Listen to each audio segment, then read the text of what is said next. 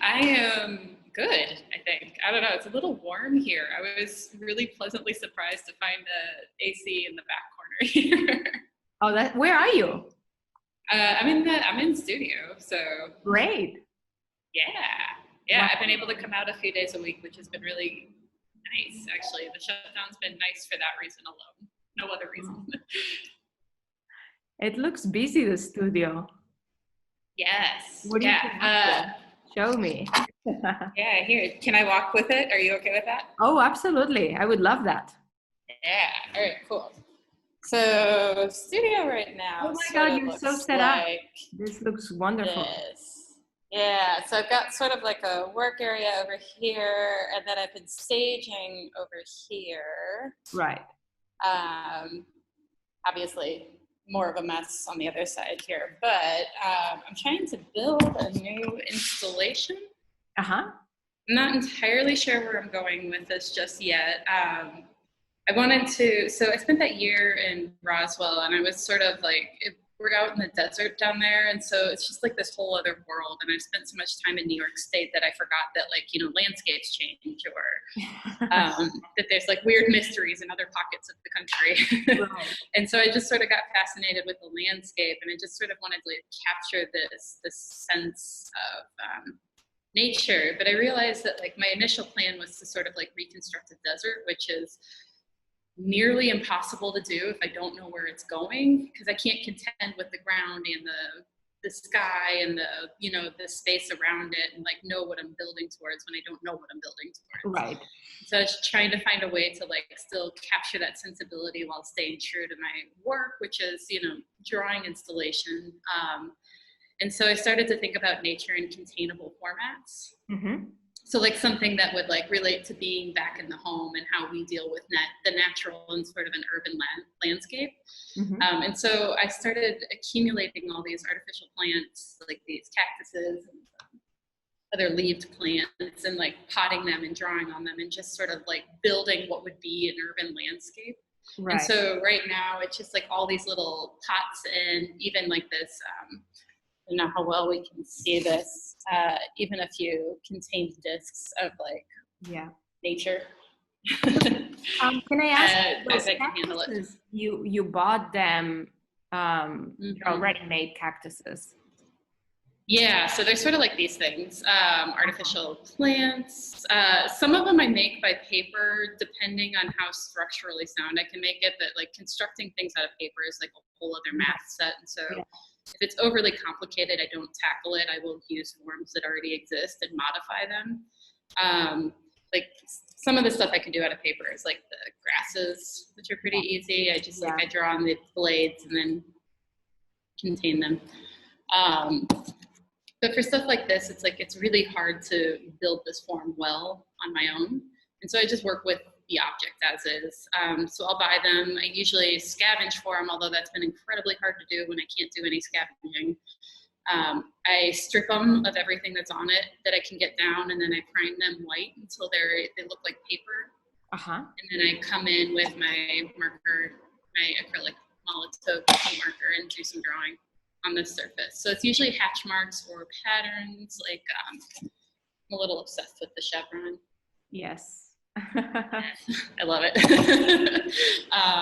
But to sort of flatten something that's like familiar into a whole new space. So it ends up being black and white, or in the case of this installation, there's also neon pink, which I'm using to sort of offset the space and build it out more.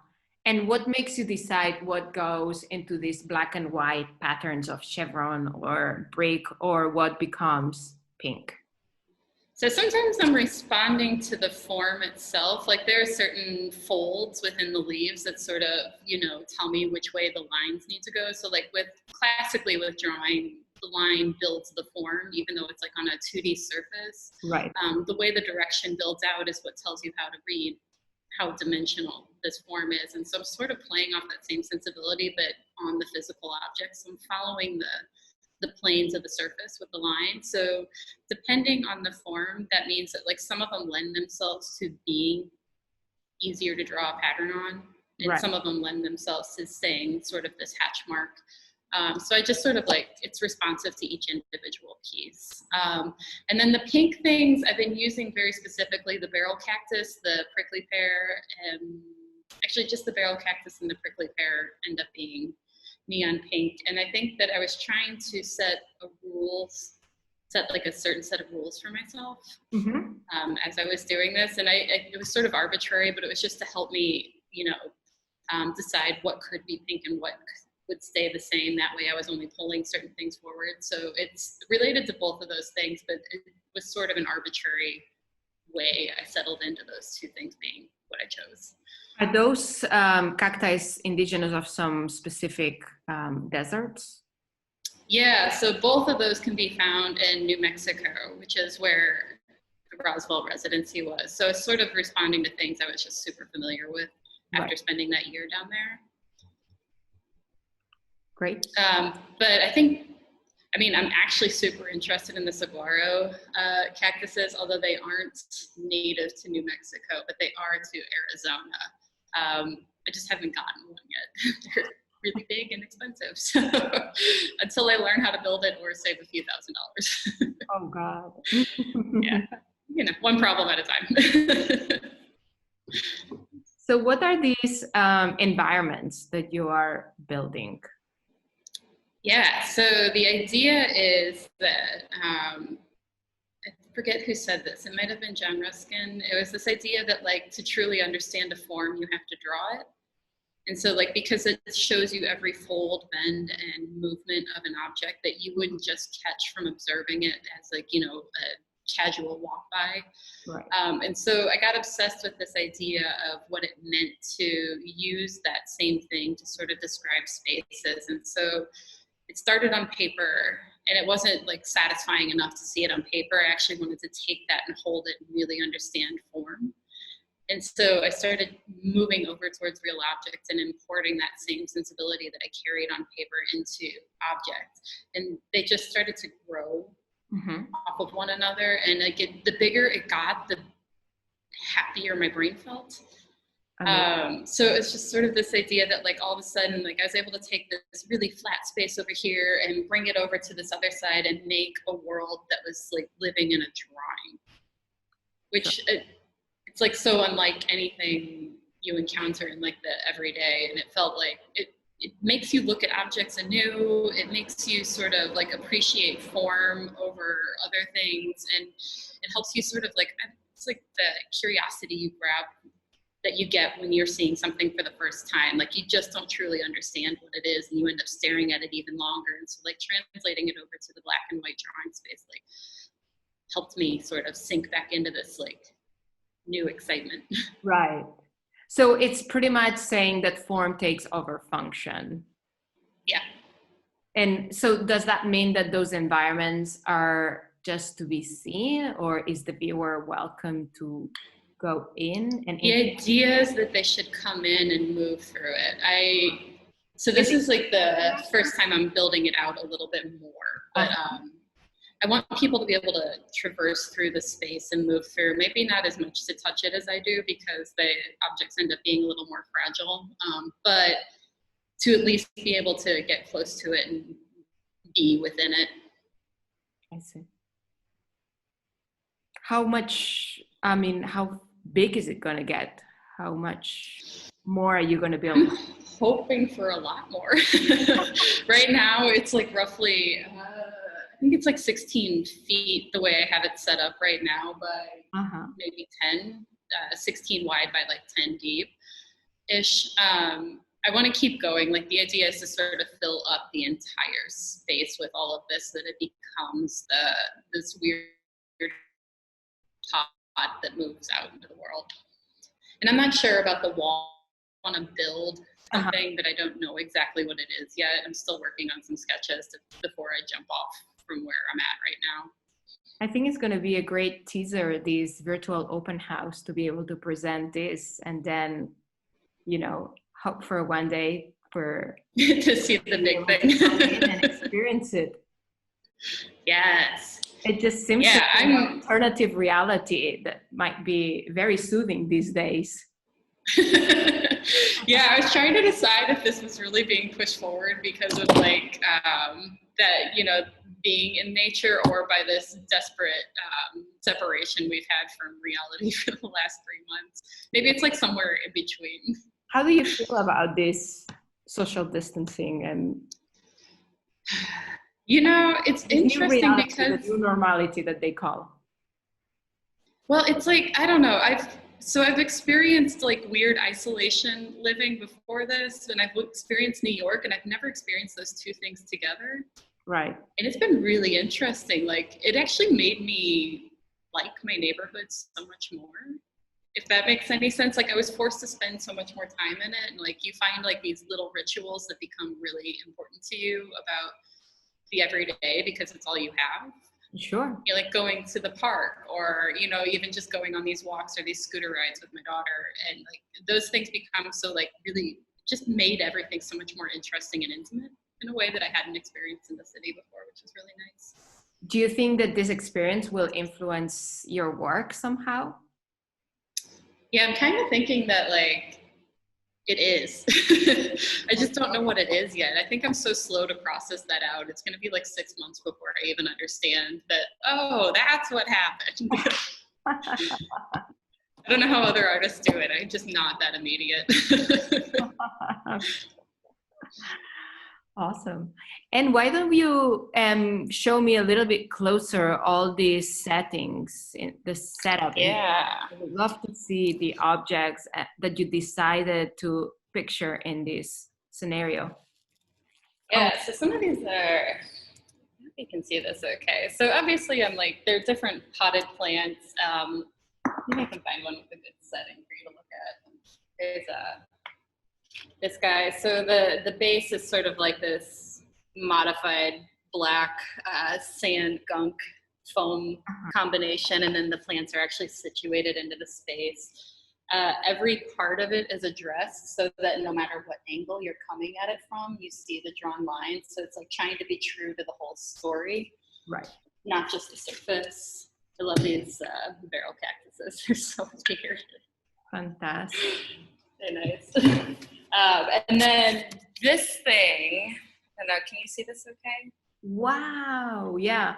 Yeah. Yeah, so this was a lot of fun because like I wanted to see what would happen when I started to play with the ground. Like, could I translate the ground into a drawing, and how do I do that? And so I came up with these sort of weird circular discs. They're made out of foam, and the surface is sort of modified with foam and sand and grit, and like made the texture like the ground would be. And then painted white and drawn on, which was more complicated than I anticipated. And then sort of planted out. And then I built a few big rocks to go with it, because what's a desert without a boulder or two? Of course. Yeah. And then I also, I've been accumulating some other objects too. I really enjoy your blocks a lot. They are the real thing, so they're heavy as heck. How come did you incorporate these more like kind of human-made architectures? You know, it's funny because I think that it didn't occur to me how human-made they were until recently. But like when I would go on walks in the desert, all of this stuff is out there. Like there is so much disregarded trash out there, and it just accumulates. It just felt like part of the landscape too. Mm-hmm. And so I wanted to like capture that in some capacity. But like if these sorts of things are like, these objects are the sort of things that people just put out because you don't think about them as part of man-made usefulness. You use them for like a certain instance, and then they just make their way out in the world and either get trashed or, you know, left to accumulate in a pile. And so like, I just think they're really interesting forms. So it's kind of nice to like beautify one and bring it back in. Exactly. I was about to say, the way you're treating them, it's just like nature, artificial nature. Yeah, just a made cacti. I know. I wish. Yeah, I do have some leafy plants, and I will have more. But I just like I feel so obsessed with this weird form right now. It's there's something like really supernatural about it. Because of the way these forms grow, they feel so alien in a way. Right. Like we're used to clean lines and, you know, perfect geometry and all that stuff. And like the cactuses have that, but they do it in such like this weird grow out way that almost feels out of this world. And I think I just want to like understand that better. So, you know, by using so much of it, it's giving me time to like actually sit with it and be excited about it. Is that somehow related to the background that you're using, also these brick elements? Yeah, you know, I don't know yet. So these are part of a previous installation. I was trying to think about, I wanted to be able to saturate really quickly within the drawing world. Like the first time I did this, I had nothing and it was this slow build that took forever, but I really wanted to have something to bounce off of. And so I pulled parts of an old installation out to see what would happen. Mm-hmm. And instead of presenting them the same way I had before, I was, you know, scattering them up and down so that they would break away from the familiar. Right. So in some ways it relates back to that. In other ways, it's sort of like, I think I just wanted to be a little more lost quickly. And so this is why I'm like not sure if that's going to be a part of it in the end or if I'm going to go with something totally new. Right. I mean, somehow it reads the pattern of a pattern, right? These repetitions that you apply to the cacti. Now it's applied on the wall. Now in the wall. Yeah. Definitely. Or checker box pattern. Yeah. Definitely. It definitely reads as a drawing. Yes, which I love. I love it. I would absolutely live in a drawing forever and ever. Is that somehow a form of escaping? Yeah, totally. Yes, absolutely. Being somewhere else, like this world of my own design. When I did black, this, white, and pink. Yeah, black, white, and neon pink. I mean, who doesn't want to live in that world? Sounds pretty good to me. Yeah. I mean, color is good. Whatever. I was thinking when I did this originally, it was I reconstructed an apartment, and it was a world I would absolutely live in because these were all objects that I was already living with. I just like transformed them over into the installation. And I remember somebody telling me, right? Yeah, somebody told me that it looked like the apartment of a sad old lady. It's like, that might be appropriate. I don't know. I guess it depends on who's looking at, right? And yeah, definitely. What's their story? They'll see a sad lady or they'll see something else. I saw a magical wonderland. Of course, it's all about your experience and your emotional experience. So what do you think it's next? You know, the plan is to keep building this stuff out. I've also been playing with carpets, so I'm trying to think about the ground under this stuff. I haven't really tackled that yet. Right now, I can show you that I have like these two guys hanging out, and I am prepping a third one over here. I want to do something to the ground that still ties it to the domestic space, but that also helps me pull it away from like being grounded in reality. So I'm playing around with a few options. So I'm going to see what happens with the carpets when I pull them in and start building that forward so that like it's still tied to me dealing with my intimate environments, but also bringing in that nature and sort of balancing those two together.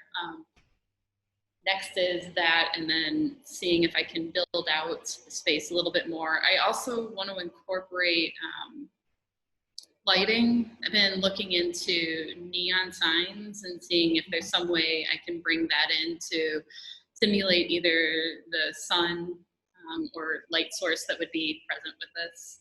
But I don't have a total answer on that yet. I just began my research, so we'll see what comes. Maybe if some workshops open up soon enough, I'll be able to go in and learn how to do some neon bending. Right, because everything is still pretty much closed in New York. Yeah, we just entered phase 2, so I think Jersey might be a step ahead of us, which means things around here are a little more open, but not by much. Right. And I don't know what any of that actually means because it still feels like the world's pretty slow at the moment. Yeah. Which is not bad. No, I mean, it's slower is not bad, definitely. Yeah, I wonder if as many people are having the same revelations that I am about this, which is that like the go isn't actual living. Like I wonder if people are embracing the slowdown and trying to find a better balance between that life and life. Well, it's what you were describing earlier, right? That you start paying attention to these little things and these repetitions, and even your process of making this work, it's very much the line by line, right? So paying attention to these little things. Yeah. I mean, it's sort of deeply satisfying in a way I didn't expect. With like just the life part. The drawing part I expected. There's a state of meditation I get to that's almost like a drug. And I love it. Fantastic. Yes. Awesome. Yeah. And just for the record, it is all hand drawn. I haven't been doing any printing with this stuff because it doesn't lend itself to it. The three-dimensional surface is complicated. So these are all handmade marks. So that makes me wonder how you're going to treat these carpets that you just showed me. I'm drawing them. You're going to cover them, right? Yes. Yeah. Wow. Yeah, and they're going to be hand drawn. So I'm working on, I think I'm going to pull from sort of a Iranian pattern for this next one. I love the geometry and the sort of voluptuous curves that sort of bounce off each other in those two spaces. So I want to do a little more exploring to see if I can pull that in, just to counterbalance some of the straightforward geometry of what's going on behind me. Awesome, man. Yeah, exciting. Well, it's nice to hear your voice. It's good to do a studio visit. It's been a while since I've had anybody around me, so I mean in studio. Some people can't see me. I'm not sure what I did wrong because yesterday my camera was working. I doubt you did anything. Zoom's a stupid platform. Yeah, they all are. I didn't click or check or I don't know. Well, nah, it's fine. It's all good. Anyway, thank you so much, Anne. I really appreciate it. Yeah. And if you do arrange something, let me know. I would be happy to jump in and meet other makers here. So yeah, I would love to do that. I'm excited. I can't wait to see how this all unfolds this weekend. Wonderful. Awesome. All right, thank you. I wanted to show my little, the online studio space. And this was a video I started working on at the end of 2019 and kind of continued working on a bit until the beginning of this year. It was this, I think I called it Fuzzy Shapes. It was just investigating this idea that, the form wasn't necessarily something so literal, but it could be something more suggestive, and so could iconography. It was a looping video that was playing for I think I left it down there for at least a few days in the basement, but a lot of people left their pieces up for quite some time. But for me, it was a good breakthrough into breaking what computers were doing in general for me, because computers are sort of designed as these tools for perfection. They're designed as these tools for accuracy and for precision, and I was kind of treating it as the opposite, seeing how much I could make it break, how much I could make it deconstruct and blur and kind of make things unrecognizable and non-precise. And I think there's a real beauty in that sort of chaotic geometry, just as much as there's beauty in the perfection geometry as well. I was also interested in sort of the scales of perception that you gain. So I wasn't sure if this scene we're looking at here was something very, very small or something very large, or if it really had no scale at all inside of the digital context. I think 3D animation stuff's really cool because you're basically making this little very simplified simulation of reality for yourself that's a really bad copy of reality. So you have to kind of work with that. A lot of people treat it as this like perfected thing, but it's really not. Again, here just playing with these like juxtaposed scales, looking at the scene quite close and far away, experimenting with what sort of emotional quality it can draw. You can draw from that, and what sort of like visual quality can also come out of it as well. And what's the inspiration for these scenes?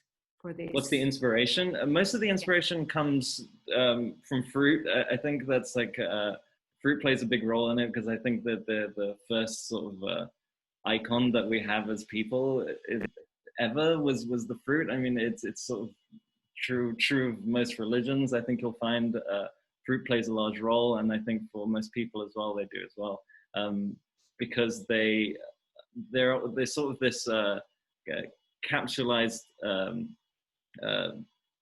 It's essentially a present from the earth that we've tried to replace with plastic bottles and plastic things. That they each one is an individual experience that's supposed to be special, supposed to be unique.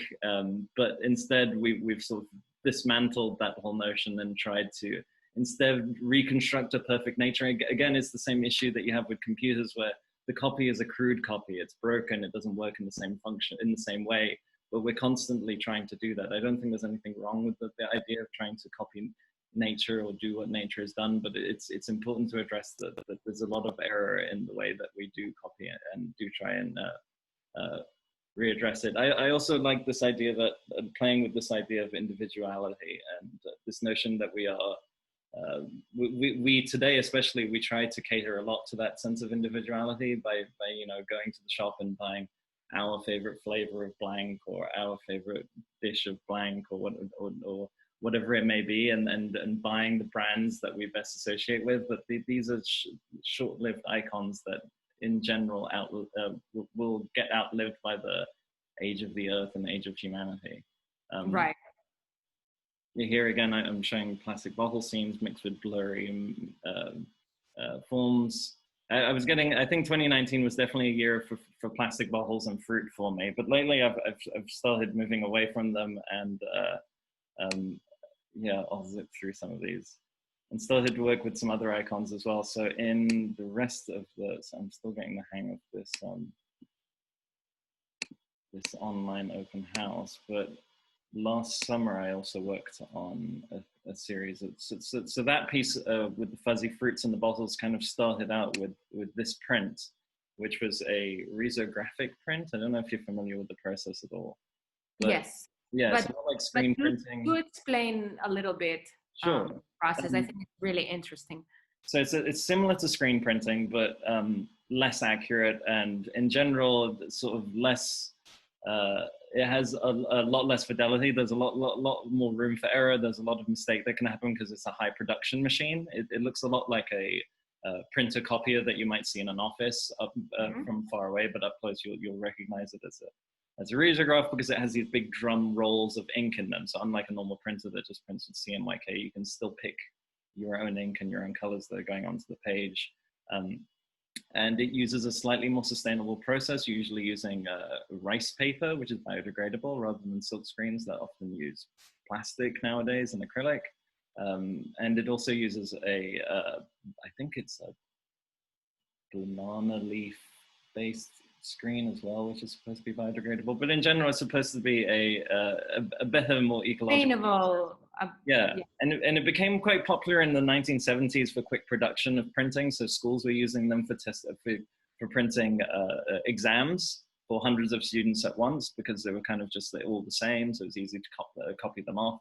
And it was at the same time that Riso started to be used for protest and the protest signage, because again, it was an easy way to get a lot of copies of something that all had unique flair and color while still keeping it cheap, because screen printing was an expensive process to reproduce hundreds of times over again.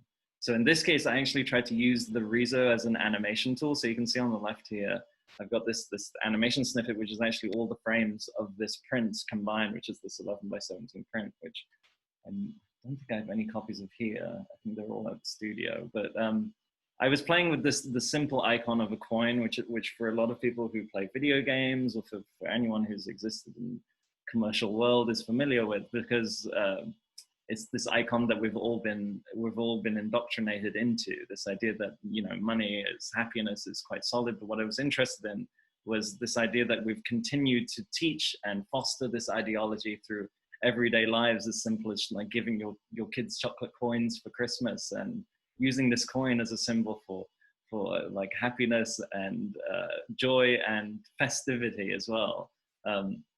You know, and just the idea that something so simple. So I tried to keep the coin in its most simple form here. It's literally just a cylinder, and still everyone I show it to is still almost immediately recognizable as a coin. I don't know if it's the way it's flipping in the air or because of the way it's got its smiley face, but I think it says a lot about what we value societally and what icons are truly universal. Right. So that's where this idea of like what a universal icon is for me started to come up. And I like to steer away from using brands as iconographic images. I think brands feels for me, it's very similar to, again, like the Renaissance era of drawing saints and drawing religious figures. I think it follows that same trend, but I'm not necessarily interested in trying to appease the powers of the time. Instead, I want to try and address the language of the time, which I think is far more important and has much more effect on how we start to imagine the future. Right.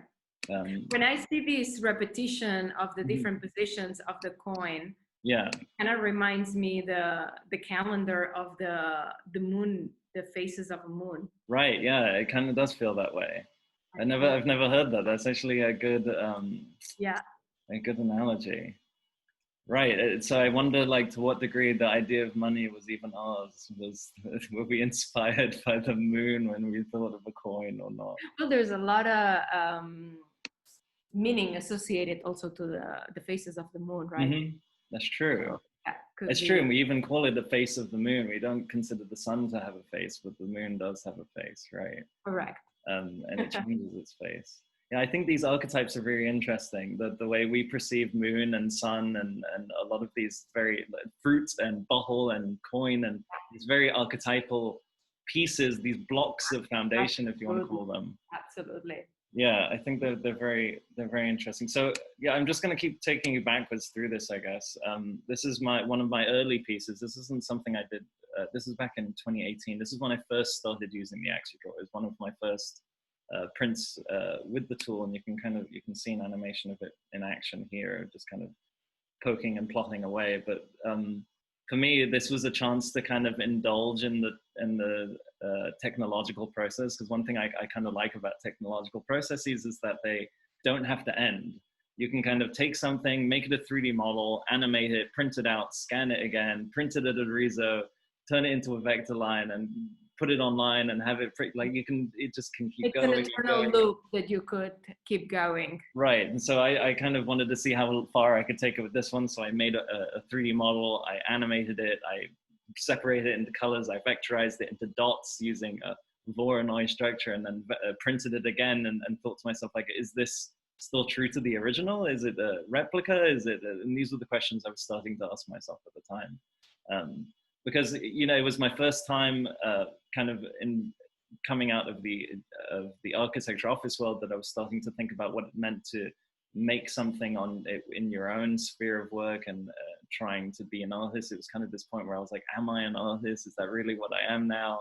It was this accidental thing I woke up to. It wasn't something I tried to do. It was just something that happened. The more ethical I tried to make my process, essentially, the more I tried to separate from large corporate identity or large industrial manufacturing, the more I realized, like, oh, this is what it means to be an artist. It's not a category or label. It has more to do with trying to function as ethically as you can within your own scope of work. And so if you're the type of person who's thinking, like, oh, I hate the office, I really can't work ethically here, or I hate this job because I can't, like, then maybe moving in that direction is moving towards being an artist is important. Which is why I think it's such baloney that they call artists non-essential workers. But what are you going to do, right? Now everyone knows.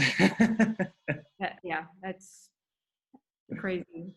I guess, yeah, so this is my, like, I've got a few pieces up on my what do you call it, online, on your booth. On my booth, that's what we're calling it, online booth.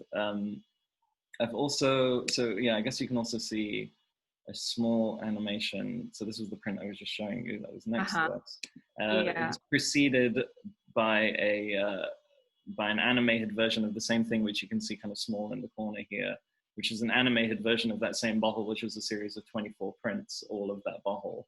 It sort of made me start to think about the, you know, industrial era of production, which was a lot about, you know, the Andy Warhol era of work, which was a lot about just reproducing work and making as many copies as possible. Whereas I was trying to remove from that and say, how many unique copies can you make that still hold to this idea of originality and don't necessarily need to have this industrialized manufacturing process, but can still have the feeling of being made by the artist, even though it's computerized.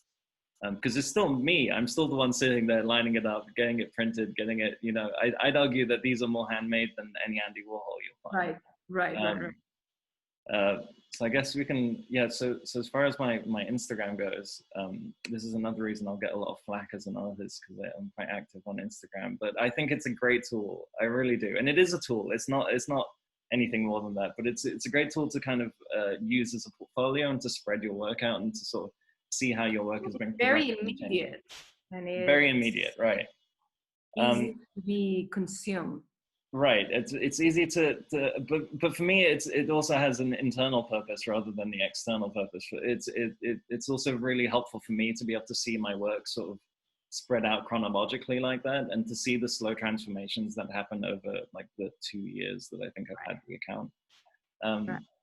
But yeah, I mean, the outward stuff is all poisonous. It's like you're just getting likes and views, and they really don't mean anything. But you know, wish there was a way to disable those features in a way. I mean, they've started hiding the likes and views from people, so you can't see how many likes and views my work is getting unless you're viewing it as me, which in this case we are. But lately I've been, so most recently I was actually selling the last of my Rezo prints to raise some money for Reclaim the Block, which was an organization trying to help defund the police in Minneapolis. But I recently found out that they're actually overfunded, so I've been pushing my funding towards other Black Lives Matter organizations. But it's still they're still for sale, so they're on my, if you want to go to my Etsy and buy them, you're welcome to.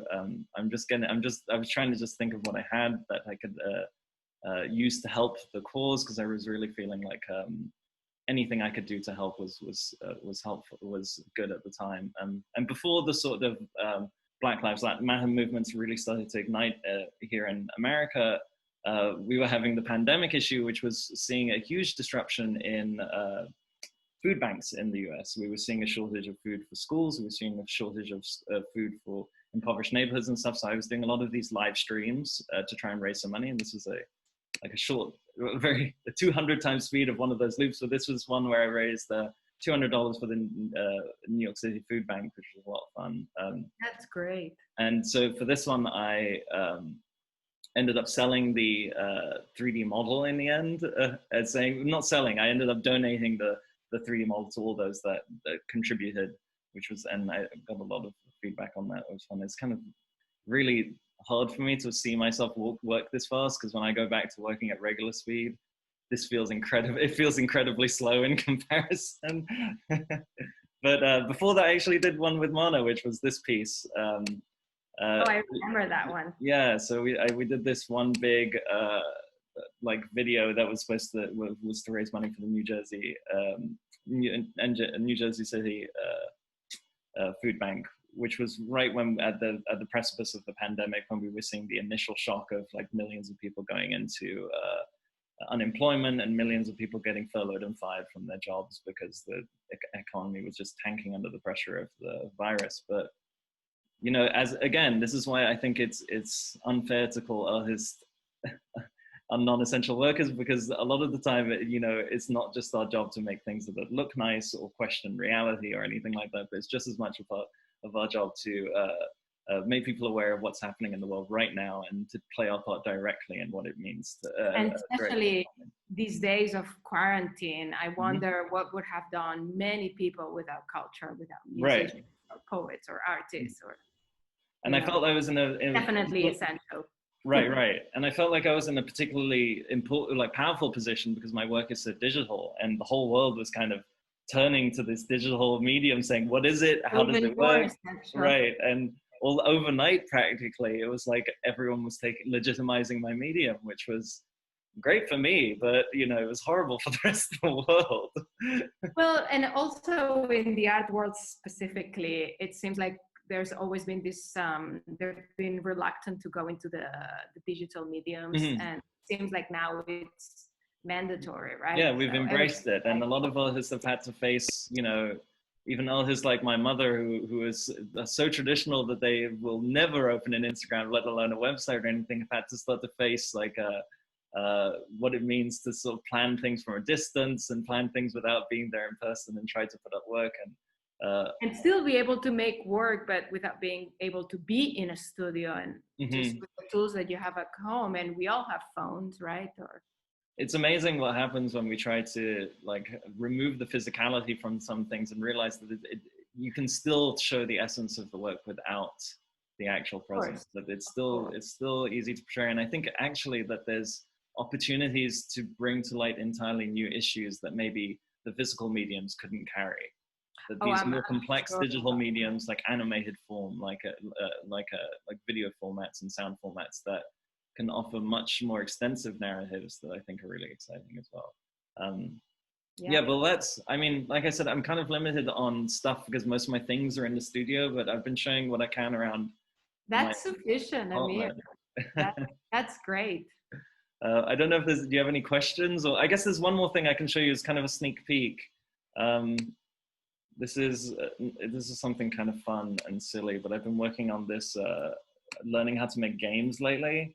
So this is like a WebGL game of this guy programmed to walk around this little thing. I know it's not much, but I'm pretty proud of this one thing. I'm hoping to actually use this now that the digital context is becoming so important. I feel like exploring simulated reality is my next big step. So this is the direction the work is going to be taken. We're all looking for something else. Right, exactly. So I think as far as this exploration into fidelity goes, this is going to be really exciting and a kind of longer goal that I've been trying to reach towards for a long time, but I'm excited to finally be reaching. So this is, keep your ears open for a very strange 3D experience, hopefully coming soon. That's great. Thank you so much, Amir, for sharing the sneak peek. Hi, my name is Cydney Williams, and I'm a studio resident here at Mana Contemporary in Jersey City, participating in the year-long residency program here. I would like to thank you for clicking on me, for sitting through another virtual experience. I'll keep it brief, I promise. I know we're all virtually tortured all day long. So thank you for viewing, and thank you for coming to my studio, and we're going to check out some things I've been making over quarantine this past year. Thanks, enjoy. All right, so here we go. Studio B14, Jersey City resident, let's go. I wish I could have you in person. I wish to not make anybody nauseous with this video. I will keep it brief because I know it's not that fun to watch video after video.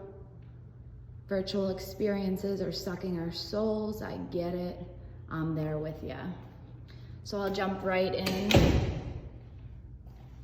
This is a project I worked on at the start of the pandemic, at the start of quarantine, when I was pretty paralyzed, like most artists I know. I really didn't know where to go. I didn't have access to my studio. I really didn't have the same thoughts I needed to digest. I needed some time to really marinate on what was happening in the world. So I would get on my yoga mat and I would some days just sit and count my mala beads that I've had for over 10 years, since I was 15, 108 rosewood beads that really held a lot of my prayers in my life.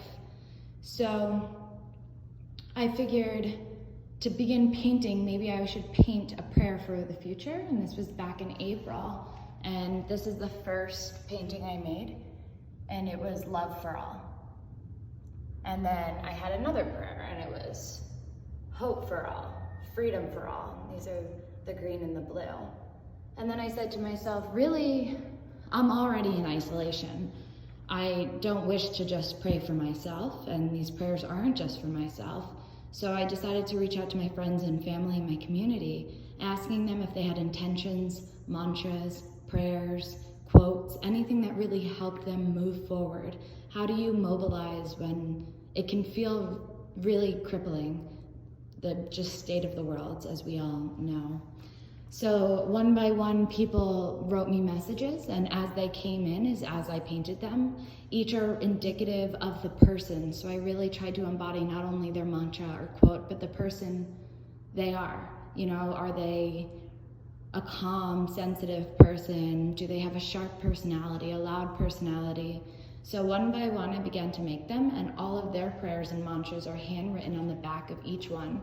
I wish I could show you, but I spent 15 hours sewing this yesterday, and to get it up was kind of a nightmare, so I'm not showing you the back. I do apologize. And each are really different. So for example, this is my mama's, and her mantra is providing nourishment, this blue one right here. And it's nice because you get to really see your friends in a visual way, and really, for myself, be reminded that all of our intentions, all of our prayers are collective. So no matter who you are, or where you come from, or what moves you forward, you might be so next to someone you'll never meet, maybe someone you don't even share the same ideals with, but your strength is bound with their strength. And so this piece is called Eyes Bound with Intention. There's 108 to represent 108 beads and malas, which I've used to pray, as I mentioned. All right, moving right along. So this is an Annapurna Base Camp Trek representation. The title of this painting is Annapurna Base Camp, which is in the Himalayas in Nepal. And last May, so May 2019, I came back and started this residency directly from this trek. So as we were hiking for the 10 days, my best friend and I, we learned that there was an avalanche on the top of Annapurna. So this is what the mountain range looks like, and this is a pretty accurate depiction of the top. So this would be Machu Picchu, and this is Annapurna. And the mountain range destroyed the shelters or the camps that we were supposed to stay at. So this is just a reminder of an experience that we can't control anything, and that we shouldn't, and we shouldn't manipulate to try and control, and that a lot of life is powerful and should be honored as the powerful force that nature is. So this is just a reminder for me to really surrender, to keep on, and to always be on a journey. So this was the first painting I came at the start of my residency. And moving right along to try and keep this brief, this is scroll in and out. It's 9 panels of 16 by 16 squares. You can get nice and up close and personal. Gotta love to hear the train pass, right? It's like you're here with me through the screen. And this is really a comment on social media, and this was happening before the quarantine. Instagram has kind of become the medium of painters, of visual artists. And it's not as simple as just a tool as anything. If you use it, it becomes you. And Instagram is a dialogue in which you talk to yourself, in which you're in constant judgment of other artists, of other establishments. It really pulls you out of the present. So now you're really splitting your time as a person between the reality, the in-person, and the virtual, which we're all subjected maybe more to this virtual world now. And it does break up your flow, your state. So as these lines kind of break up what could be a focus, what could be your presence. So that's why the lines are placed in the middle of the circle, as Instagram, as this video that you're viewing right now, hypnotizes you into thinking I'm the best artist in the world and you want to buy this piece. It breaks you from the reality of your day. And these lines kind of remind you of that stopping of the flow. This work was based loosely off of a drafted work called You Can't Put Me in a Box. All the titles are based off of the crayon colors in the Crayola box. So bittersweet macaroni and cheese. One of the colors is bittersweet, the other is macaroni and cheese. And you can't put me in a box, me being the data, because our data is now ourselves, itself being how you view yourself maybe on an online platform, and actually myself. So yes, I am talking to myself, but at least I'm creating space to listen. And as social media is often a mirror back at us, these works are mirroring themselves. So if they were to be sandwiched in half, it's artist, no expectations. So the commentary that you have with yourself maybe. And this one is, when the world becomes about saving itself, I'll still recycle your trash. And reminder, art is a politic. Artists challenge capitalism. Please give me your trash and no longer used art supplies. So artist is about recycling energy. It's about making something new. It's about letting it flow through you. And also it's often about using materials that people don't want or need, or, I definitely use any materials I can find. And I love to buy a lot of my materials from estate sales to have that component of recycling. And then my Instagram data is not my life, but hashtag it happens. So just the comments on this virtual world, trying to make sense of it as an artist, trying to remain present and also relative, because I guess that's important too. This work is called Essence. It's a pretty big oil painting. It is 9 feet by 4 feet. I'll keep this video really brief, because if you hung in there, you've definitely are rewarded with a brief video. And it's just exactly what it is. It's allowing yourself the freedom of your essence, of unreserved self. It kind of goes into this painting called Beginning, knowing that you're entitled to begin again. We all have a beginning. It is always a humble beginning. And this is another oil painting, and it is 4 feet by 3 feet.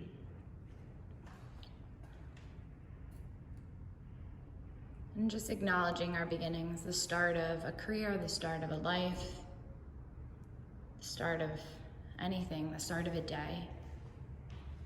So there you have it. Welcome to my studio, B14. I would love to have you in person. Go ahead, feel free to message me, reach out. I am here, I am accessible, maybe too accessible. But that's what we have to do in this virtual world. All right, enjoy the rest of the fair, enjoy my work, and have a beautiful day.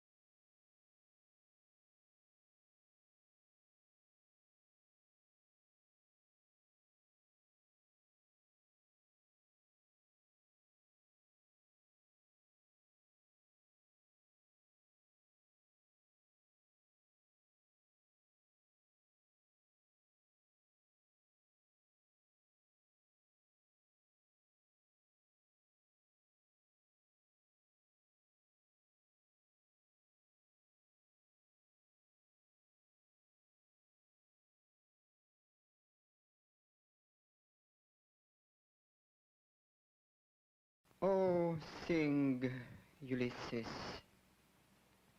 Sing your travels.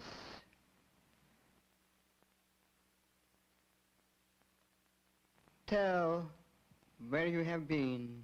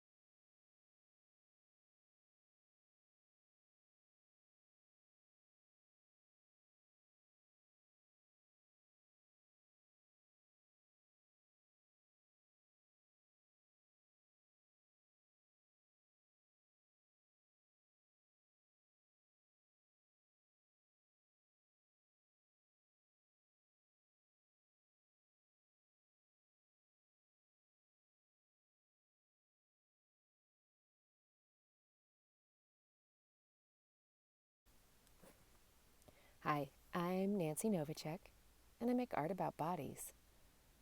Sitting bodies, moving bodies, functionally diverse bodies, aging bodies, working bodies, playing bodies. I make work about my body and your body, and how bodies form communities. One of the reasons I'm so interested in bodies is because they are the one thing that is truly ours from birth to death. And it's the only thing I think we can really be certain of about another person, right? Is that they have a body too. A body that feels pain, exhaustion, and doubt, and pleasure, and anger, and joy. Our bodies are our first means to act in the world and learn about the world. And I believe it's a really powerful kind of knowing that we have through our bodies. But physical encounters and embodied experiences are more and more replaced through smart devices and artificial intelligence. And now the pandemic. I mean, we're losing connection to the physical world and one another more and more every day. So in my work, I'm trying to reclaim physical connection. And I'm drawn to subjects and ideas that are just far beyond my own capacity. They're ideas that force me out into the world to meet people and invite them into my work, and collaborating with people from all walks of life, getting to meet strangers and forming relationships with them is really a driving force for me. And I often like to make situations for others to interact with one another, to find power within the systems and the forces that feel so far beyond our individual control. I'm inspired by architecture and dance and fitness and slapstick comedy and games and theater. I ask questions like, how is a landfill a body? And how could a harbor become a public plaza? I'm influenced by the Judson Church Group and Fluxus and land art. And like them, I'm really interested in making work that needs you, the viewer, to be complete. So at the end of the day, I think my work is really about the ways that we in our bodies how we hold space for one another, how we can be with and for each other. And that includes the earth herself. So in my booth are a collection of works that have been made in collaboration with other people about our daily lives and habits. Yeah, and how I think we can find new ways to be with and for each other.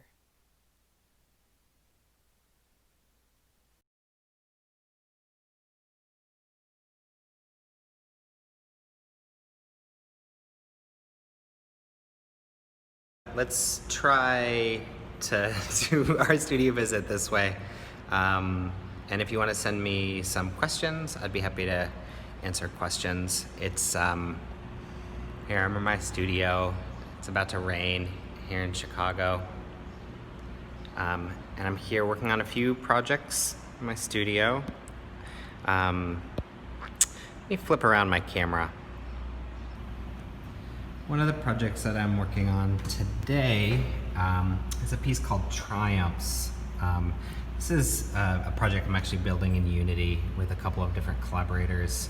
And it's a sort of a generative system where we're creating a desktop environment as well as a population of agents who live in this space that have different motivations for constructing an environment and finding a sort of harmony in that environment. Yeah, I guess this piece becomes a space to kind of think about different narrative configurations, different than cinema and different than a conventional video game. Here, I'm walking over to this screen, this ultra stretch screen that I have, where I'm actually experimenting with the actual different hardware, different sort of scales and shapes of hardware to actually feature this piece. And here you can see me doing some tests on the screen to see what works, what doesn't, what looks good. Maybe I can talk a little bit more about the work that I've been doing at my drawing table. That's actually one of the things that's been most exciting about having space, having the studio here in Chicago. Has been very different than the reality that I was facing in a small studio in New York, a small desktop environment that I had there. So I'm gonna flip the camera around to show my drawing space. So this is, I know you've seen this in real life. I've had the past many months to actually dig into actually figuring out how to use this architectural drafting machine with hydraulics. Here's my yoga ball, that's my chair. Right now I'm working on a new drawing of slabs. Here you can see in the background of this some prototypes, some drawings, some sketches that I've been making. Most of these I actually started making since quarantine started. And here, this is actually a drawing. It's graphite on vellum. And one of the things that I really like about working with vellum is that I can draw on both sides and create these different sort of gray values that feels really interesting. And also thinking about material, when I think about this actual piece of hardware that I'm using to make these drawings, I think a lot about the kind of materials that are appropriate to use in that space. And so one other thing I really like about this vellum is that I remember going to an exhibition at MoMA that was showing a bunch of architectural draftings from former Yugoslavian architects. And I really love some of the quality of that material, that paper, and those technical drawing materials that I'm really having a great time experimenting with here. And maybe to end things off, I will talk about a couple of other kind of video screen oriented projects that I'm in the middle of working on, that I've been working on for a little while now.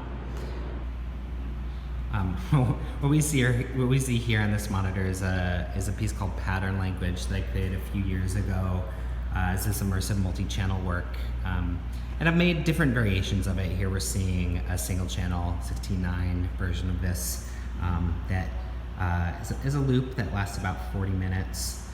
Over here on this table, I'm actually in the middle of building myself a computer. So these are all these parts that will go inside of that case for custom PC, so I can kind of push the limits of what I've been making even harder. This is a piece that will be featured in the open house. This piece called Falling Method that I originally made for this custom screen, this tiny screen, but I've also shown it in more immersive configurations recently at a Generation Gallery in Braga, Portugal. Maybe the last thing I'll show you is this project I've been developing called People that I'm nearing the end. I'm actually close to being finished with it. I'm just working with a sound designer right now to kind of develop the sound design. This is another project that I started building during quarantine. And here you can see these little agents working on this piece of abstract geometry. And this is a computational work that shows this endless stream of figures moving through this space and plummeting into a pile that grows and grows and grows to create this kind of abstract sculpture of bodies. So that's just a little short preview of some of the work that I've been making in here before the storm clouds come and wet us down today. Yeah, thanks for giving me a chance to show you my studio, and please send me a message if you have any specific questions or things you want to dig into. I'm recording one more video to talk a little bit about video game culture, as you asked in your email. God, where to start? I mean, when I first started using software to develop video games, tools from the games industry, I did so in part because as a trained animator, I realized that one of the most exciting and interesting arenas where innovations in animation, technically, aesthetically, conceptually, were happening was in the sphere of game design. And so I started learning those tools as a way to myself kind of participate in those same questions and explore that same work. But very quickly, I also confronted, this was maybe about 5 or so years ago, a social phenomenon that was happening at the time called Gamergate, which for me was really one of the first moments where I saw what I now kind of identify as this kind of Trump America of a gamer culture that was really defending a sort of conservative and hateful viewpoint that kind of denied a diversity of race, of religion, of genders in that kind of material. And so very quickly I realized that this was actually a really interesting space to be experimenting and to explore alternative spaces. Now there's so many video games out there right now. I feel like 100 new video games are released every day. And I don't actively make conventional video games. I don't make work that I put out into the world, put on Steam, put on Nintendo for people to play. I'm more making work that operates in a different sphere, in a museum, in a gallery, that uses that same technology, and therefore engages in some of that same culture. And so to talk a little bit about, let's say, like a piece like Dirt Scraper, which is a computer simulation, but also a video game that isn't asking players to decide the rules or to engage with those rules. It's presenting itself as a system that's closed, that doesn't allow you to access it. In a lot of ways, it doesn't give a shit about you. It's there presenting itself and operating in ways that are dynamic. It's computational, and every time it plays, it'll play differently. But it presents a really different outlook on what rules are and how they operate. And so I find this to be a really interesting place to experiment, to explore, thinking about a video game that's operating with some of the same rules of cinema, operating with some of the same rules of painting, but presenting itself as this different kind of artifact. Here, for the past few months in quarantine, I have been playing video games, and to a certain degree, it is this form of escapism, but it's also I mean, beyond escapism, I also think about this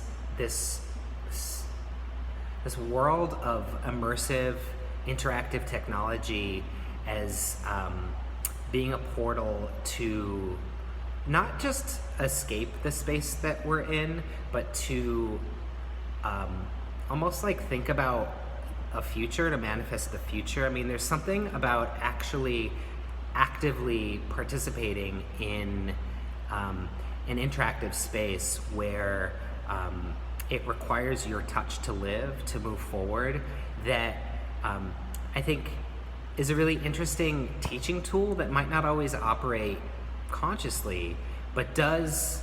I mean, I can say that after I've put in a long session of like a Walking Dead video game where I'm having to make a lot of decisions about how to talk to people, there's a particularly insidious instrumentalizing effect that I leave that game space and enter the world with that feels both dangerous but also like interesting to explore, because I think that it's very easy to understand the internet or these tools like the open house platform, this virtual open house, as in a lot of ways these video games are these spaces that model or emulate proposed social spaces that then also influence and create a future, build the future, build this new world that we're living in.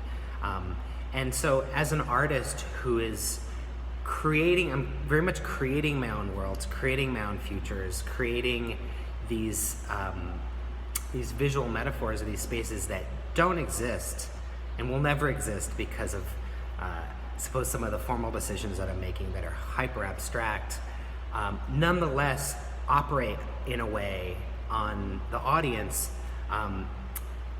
in a manner that a painting can, even cinema can, that like gets into your body in this way that's interesting. And so to think a little bit about virtual reality or augmented reality, I mean, these are all mechanical frameworks. These are all technical frameworks that allow us to kind of like become these robots or step into these like robot bodies that are maybe more explicit, right? Like it actually takes over the peripherals of our eyeballs, or it takes over the peripherals of an actual space by putting a Starbucks logo over my cup of coffee, you know, through the lens of my camera. Those technical frameworks are really interesting, but I also think that they're not necessary. All of this simulation is already happening. I mean, our imaginations are quite powerful, and it doesn't take a lot to invoke a Starbucks logo without actually having to visualize it, without having to actually be that explicit. And in a way, that kind of subtlety is something that I'm interested in, stepping away from the necessity of those peripherals and leaning into the felt lived experience of being in this social world that we all share with all of these layers of metaphor that are manifesting a future. And hopefully, I mean, right now I'm putting a lot of work into thinking about utopia as a counterpart to this dystopia that I feel like is pervasive right now. How can we imagine something better, and how can we actually build it by engaging in an art practice?